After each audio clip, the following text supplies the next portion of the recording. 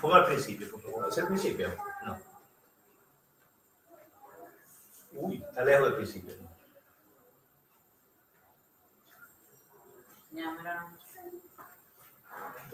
Hoy el estudio se llama Varas con Poder. Un título extraño, pero también como en otro estudio vamos a descubrir a qué nos referimos cuando avancemos el estudio. Recordamos el último estudio que era sobre Amalek. Acuérdense que Israel tenía 2 meses y medio que acababa de salir de Egipto. Vamos a leer en Éxodo 17 de nuevo. Estas citas se leyeron parcialmente en el estudio anterior, pero tenemos que ambientarnos, porque haciendo ese estudio fue que surgió este tema, y creo que es importante. Toda la congregación de los israelitas marchó por jornadas desde el desierto de Sin. Observen 5 meses, porque después vamos a ver otro desierto, el desierto de Sin, y es Sin con Z. Yo estaba bien confundido, ¿y cómo el desierto de Sin está en 2 sitios diferentes? Y ahí fue que me observé que uno era Sin con S y otro Sin con Z, son 2 nombres diferentes. Conforme al mandamiento del Señor. Acamparon en Refidim y no había agua para que el pueblo bebiera. Entonces el pueblo discutió con Moisés y le dijeron, danos agua para beber. ¿Por qué discuten conmigo? Le dijo Moisés. ¿Por qué tientan al Señor? Si usted confía en Dios, no reclame ante una situación, simplemente siga confiando. Pero el pueblo tuvo sed allí y murmuró el pueblo contra Moisés y dijo, ¿por qué nos has hecho subir de Egipto para matarnos de sed a nosotros, a nuestros hijos y a nuestro ganado? Y clamó Moisés al Señor y dijo, ¿qué haré con este pueblo? Un poco más y me apedrearán. Entonces el Señor dijo a Moisés, pasa delante del pueblo. Toma contigo a algunos de los ancianos de Israel. Toma en tu mano la vara con la cual golpeaste el Nilo y ve. Yo estaré allí delante de ti sobre la peña en Horeb. Fíjense los detalles. Golpearás la peña y saldrá agua de ella para que beba el pueblo. Y así lo hizo Moisés en la presencia de los ancianos de Israel. Hasta aquí vemos algunas figuras muy importantes. Primero, Israel sale de Egipto, de la esclavitud. Eso se compara siempre cuando el cristiano, cuando la persona se convierte, sale del mundo, sale del pecado. Entonces dice, Israel pasa a ser, claro, el hombre cuando se da cuenta de su situación de pecado, empieza su sed de Dios. Entonces la sed viene porque el hombre se da cuenta de que necesita a Dios. Dios proporciona la peña sobre la que él va a estar. ¿Qué quiere decir eso? ¿A qué eso se traduce? Dios proporciona a Jesucristo. La peña es golpeada con un madero para que dé agua. Entonces, ¿qué ocurre? Precisamente eso pasa en el cristianismo. Jesús, al ser crucificado, sobre un madero nos da vida y nos da el Espíritu Santo. El Espíritu Santo es justificado como agua corriente. Entonces, evidentemente, aquí hay figuras que son muy claras. Todo el éxodo es una explicación del cristianismo. Dios es muy específico en cuanto al cómo usar y cuándo usar la vara. Fíjense algo, dice, coge la vara con la que tú golpeaste el nido y ve, vete con ancianos y golpea la vara y la roca con la vara y la roca dará agua. Fíjense, son sumamente específicos. Noten eso porque eso es una parte importante de lo que vamos a ver ahora. Entonces vino Amalek y peleó contra Israel en Refidim, dice el versículo 8. O sea, ese ataque de Amalek, ya ustedes vieron a qué se refería. Amalek ataca a la retaguardia del pueblo. Un pueblo que era un pueblo de esclavos, no eran soldados, no están preparados para pelear, apenas están armados. Y es un pueblo que los que estaban cansados, los rezagados, los niños, los viejos, los enfermos, se iban quedando atrás. ¿Y qué hizo Amalek? Atacó por atrás y mata a esas personas. O sea, Amalek ataca a los débiles. Y de ahí fuimos sacando similitudes de Amalek. Entonces, ¿qué ocurre? Moisés se aira y le dice Moisés a Josué: escógenos hombres y sal a pelear contra Amalek. Mañana yo estaré sobre la cumbre de la colina con la vara de Dios en mi mano. ¿Le mandó Dios ahí sobre la colina? No. ¿Le mandó Dios a que tomara la vara con él? No. ¿Qué importancia tenía tomar o no tomar la vara? No sé. Josué hizo como Moisés le dijo y peleó contra Amalek. Moisés, Aarón y Hur subieron a la cumbre de la colina, y sucedía que mientras Moisés tenía en alto su mano, Israel prevalecía. Y cuando dejaba caer la mano, prevalecía Amalek. O sea, el ejército de Israel iba ganando mientras él tenía la mano hacia Dios. Cuando él bajaba las manos, el ejército de Amalek iba ganando a los israelitas. Dice, pero las manos de Moisés se le cansaban. Vimos que las versiones más textuales dice que las manos de Moisés se ponían pesadas.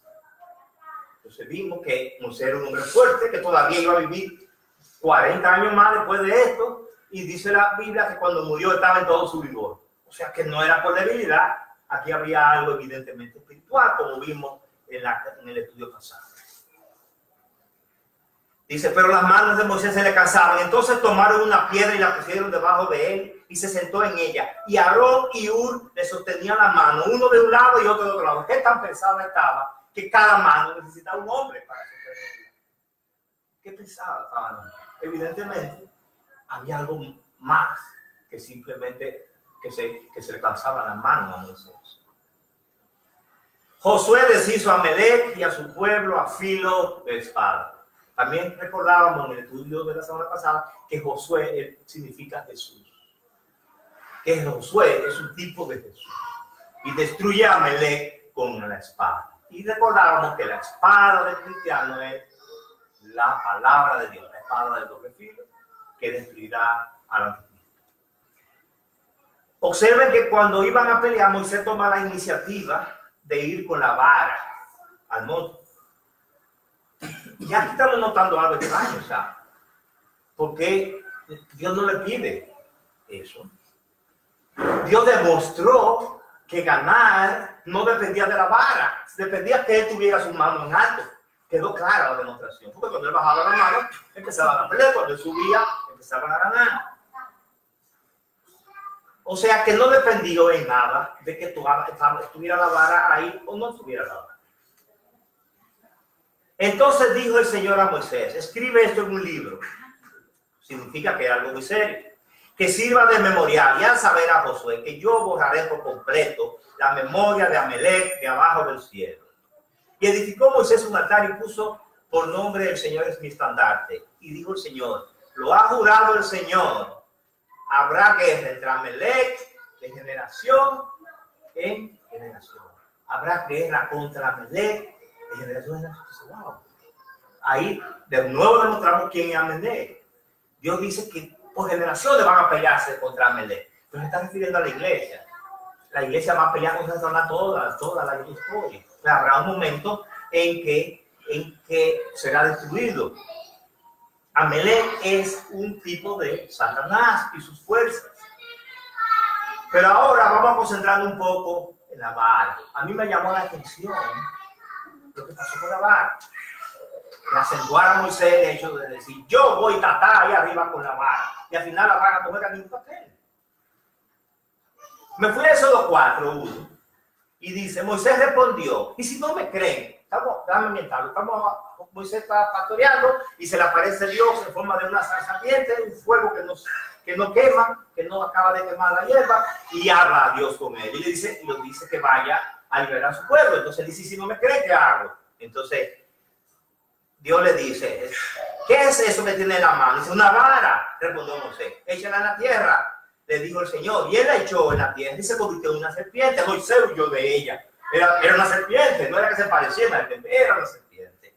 Pero el Señor dijo, Moisés, extiende tu mano y agárrala por la cola. Él extendió la mano, la agarró y se convirtió en una vara en su mano. Por eso creerá que se te ha aparecido el Señor, Dios de tus padres, Dios de Abraham, Dios de Isaac y Dios de Jacob. O sea, fíjense, esa es la primera vez que se menciona la vara. Por eso fui tan específico. Ahora vamos a ver las veces que vuelve y se menciona la vara. Va muy rápido. Éxodo 17:15. Preséntate a Faraón por la mañana cuando vaya al agua y ponte a orilla del Nilo para encontrarte con él. Toma en tu mano la vara que se convirtió en serpiente. El versículo 20. Moisés y Aarón hicieron como Yahweh había ordenado, y él alzó y golpeó con la vara las aguas que estaban en el Nilo ante los ojos de Faraón y ante los ojos de sus siervos, y todas las aguas que estaban en el Nilo se convirtieron en sangre. Dice el versículo 25. 7 días transcurrieron después que Yahweh golpeara el Nilo. ¿Quién golpeó el Nilo? ¿Aarón o Yahweh? Ahí lo aclara quién fue que lo golpeó. Es Dios que golpea. Pero Dios usa un vehículo, una figura humana en Aarón y en Moisés, y usa la vara. Pero ¿quién golpea? No es la vara, es Dios que golpea. Dice Éxodo 8:5. Dijo además el Señor a Moisés: dile a Aarón, extiende tu mano con tu vara sobre los ríos, sobre los arroyos y sobre los estanques, y haz que suban ranas sobre la tierra de Egipto. De nuevo la vara, como un símbolo, evidentemente. Vamos a Éxodo 8:16. Entonces el Señor dijo a Moisés: dile a Aarón, extiende tu vara y golpea el polvo de la tierra, que se convierte en piojos por toda la tierra de Egipto.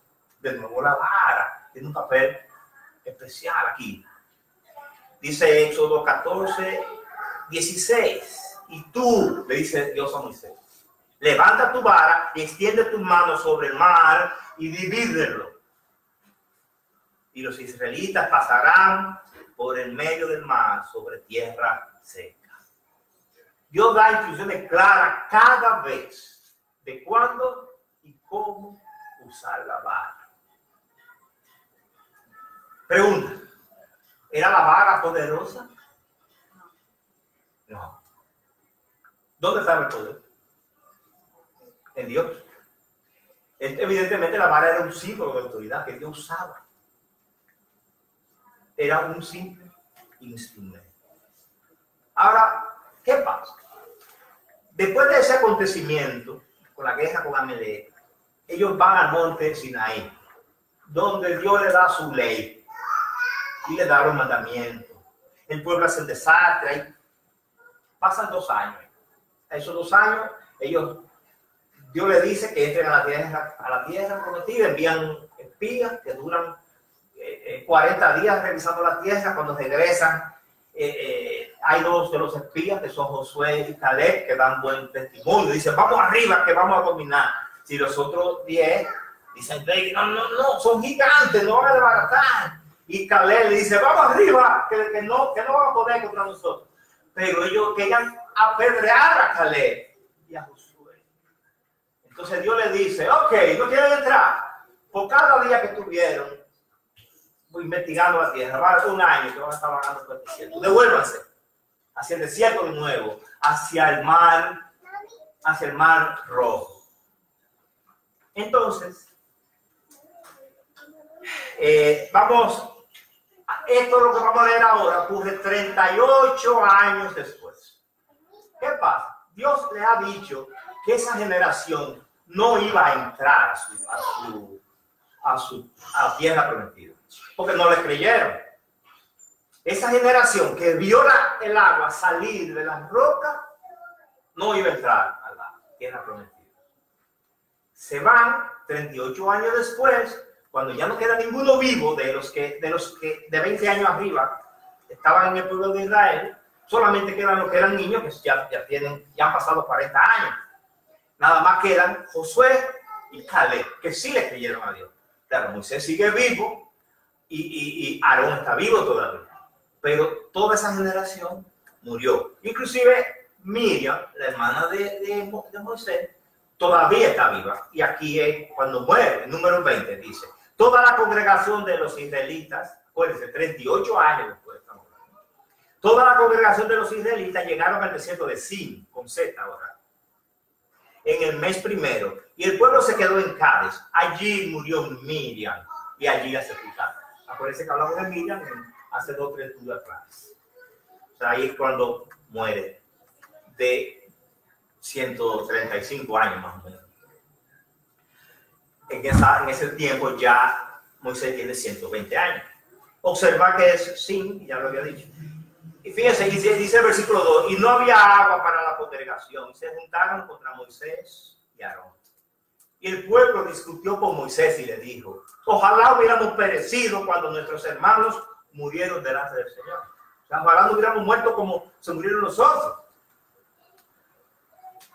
¿Por qué? Pues has traído al pueblo del Señor a este desierto para que nosotros y nuestros animales muramos aquí. ¿Y por qué nos hiciste subir de Egipto para traernos a este miserable lugar? No es un lugar de siembra, ni de higuera, ni de viña, ni de granado, ni aún hay agua para beber. El pueblo de nuevo no confía en Dios. Se ve el problema y se revela y empieza a blasfemar. Entonces Moisés y Aarón fueron delante de la asamblea a la puerta de la tienda de reunión, se postraron sobre sus rostros y se les apareció la gloria de Dios. En ese momento la gloria de Dios aparecía como una nube, como una columna de fuego. Y el Señor habló a Moisés: toma la vara, de nuevo la vara, y reúne a la congregación, tú y tu hermano Aarón, y abren a la peña a la vista de ellos, para que la peña dé su agua. Así sacarás para ellos agua de la peña y beban la congregación y sus animales. Fíjense lo específico que es Dios. Ya la peña había sido golpeada una vez. Y fíjense lo que representaba: el martirio de Cristo sufriendo. Ahora se le iba a hablar a la otra figura de Cristo. ¿Recuerdan el arca del pacto y el arca de Noé? Una representaba el Cristo sufriente, que era el arca de Noé, y otra el Cristo glorificado, que era el arca del pacto. Aquí estamos ocurriendo lo mismo. Tenemos dos peñas. Una peña que golpeada para que dé su agua, y otra peña que las especificaciones de Dios, ¿cuáles fueron? Háblale a la peña, a la vista de ellos, para que la peña dé su agua. Miren qué interesante. Ya la peña había sido golpeada y no tenía que ser golpeada nuevamente. La fe en Jesús es suficiente para los que tienen, perdónenme, la fe en Jesús es suficiente y no tiene que padecer nuevamente por nuestros pecados. Ya Jesús murió una vez y no tiene que volver a morir por nuestros pecados. Y Él pagó por todos los pecados de la humanidad. Tomó Moisés la vara de la presencia del Señor, tal como el Señor había ordenado. Pues yo la vara, primera parte, va bien. Dice el versículo 10. Moisés y Aarón reunieron al pueblo ante la peña. Tenía que reunir al pueblo, no decía que reunir al pueblo. ¿A quién decía que tenía que llevar? Dice, toma la vara, reúne a la congregación, tú y tu hermano Aarón, y hablen a la peña. Bueno, digamos que la congregación significaba el pueblo. A mi entender, eran los líderes. Dice el versículo 10, y Moisés y Aarón reunieron al pueblo ante la peña, y él les dijo, oigan ahora, rebeldes, ¿sacaremos agua de esta peña para ustedes? Sacaremos agua. Y a él se le dijo que le hablara al pueblo. ¿A quién se le dijo a él que le hablara? A la peña. Entonces Moisés levantó su mano y golpeó la peña 2 veces con su vara, y brotó agua en abundancia y bebió el pueblo y sus animales. Evidentemente Moisés no siguió la instrucción. Un hombre que conocía tanto a Dios, que ya tenía 120 años, y de esos 120 años tenía 40 años sirviendo a Dios y comunicándose con Dios y viendo los milagros de Dios, comiendo del maná, viendo la columna de fuego, viendo tantos milagros y tantas cosas que ocurrieron en la salida de Egipto. Vio el mar abrirse, y sin embargo Moisés viene a fallar a esta altura de huevo. Golpea la roca y encima lo golpea 2 veces. Dios da su agua aún así. Ellos atribuyen el poder, como antes funcionó, usar la vara. Confiaron en la vara. Se enfocaron en el instrumento y no en el que bendice. Dice el versículo 3, perdón, El 12. Y el Señor dijo a Moisés y a Aarón, porque ustedes no me creyeron. Wow. Porque ustedes no me creyeron. Ese es el pecado. Porque ustedes no me creyeron a mí. No pusieron su confianza en mí. ¿En quién la pusieron? En la vara. Y en ellos mismos. Porque como le había funcionado usar la vara, llegaron a engrandecerse. El orgullo llegó a adueñarse de ellos. Fíjense con qué arrogancia yo hablo. Con ira. Y el Señor dijo a Moisés y a Aarón, porque ustedes no me creyeron a fin de tratarme como santo ante los ojos de los israelitas, por tanto no conducirán a este pueblo a la tierra que les he dado. Aquellas fueron las aguas de Meriba o contienda, porque los israelitas discutieron con el Señor y Él manifestó su santidad entre ellos. La confianza estaba en la vara y por eso golpean la roca con ella en vez de hablarle como Dios había ordenado. Dios dio abundante agua a pesar de los errores de los instrumentos. ¿Por qué? Porque no depende del instrumento. Acuérdense que eso lo hemos dicho. No depende del instrumento. Dios dio bendiciones por su misericordia, no por los méritos del instrumento. Los profetas no son nadie. Los maestros no son nadie. El pastor no es nadie. El jefe de los pastores, ese que es el jefe de los profetas, el jefe de los maestros, ese al que se le sirve a uno solo. Ese es el único que es alguien. Y cuando un ministro se crea algo, le pasa como le pasó a Moisés y a Aarón. Muchas veces hay ministros que preparan una prédica increíble. Buscan en griego, buscan en arameo, buscan en hebreo, hacen una prédica increíble, con grandes anécdotas y con una conclusión espectacular. Y al final, ¿cuáles son los frutos? Nada. ¿Hay fruto en la gente? No. Sin embargo, viene un loquito, dice 3 aleluya y se convierte en 20. Y tú dices, pero mi prédica fue mucho mejor. Mira, ese loco ni siquiera sabe la Biblia que yo sé. Oh, y dependía de ti y de tu conocimiento. Equivocado estás, mi hijo. No de ti. Depende del el que da la bendición.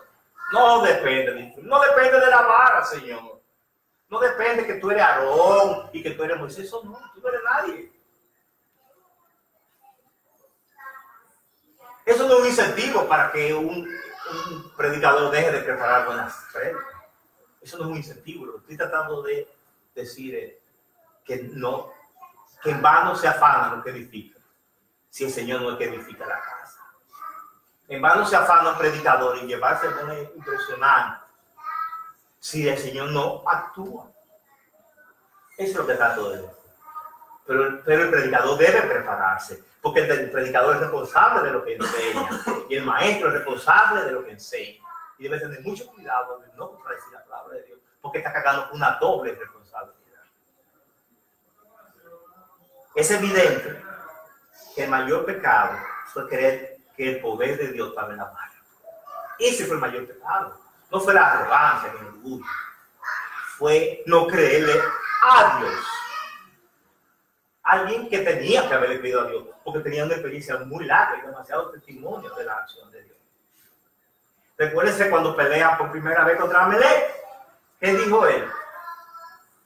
Josué, prepárate, gente, para pelear y yo voy a subir al monte con la vara de Dios. Como si hubiera sido un amuleto. Hubo soberbia, hubo ira.